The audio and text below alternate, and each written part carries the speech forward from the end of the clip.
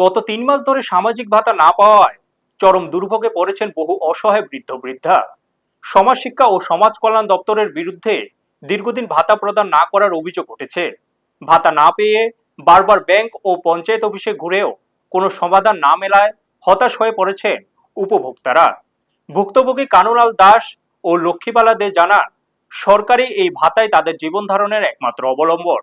ভাতা বন্ধ থাকায় ওষুধ, খাবার ও নিত্য প্রয়োজনীয় খরচ চালানো কঠিন হয়ে পড়েছে।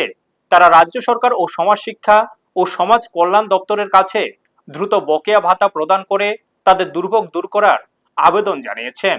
ব্যুরো রিপোর্ট, নিউজ তৎকাল 24। কাকু কি হয়েছে ঘটনা? আর 3 মাস ধরে ভাইতে আছে না, কথা ভাইতে আছে না, না হয় মরেন পর আমি মুসলমান।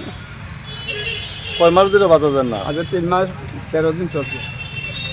আপনি অঙ্গনাদি অথবা অফিসে যোগাযোগ করতেন নি? যোগাযোগ করছি, ওপরে আপনার রেশন কার্ড গ্যারেজ দিয়ে আসি, আর কিছু লাগবে না। আর এই কইছে ব্যাংকের বই, এরপরে আপনার এই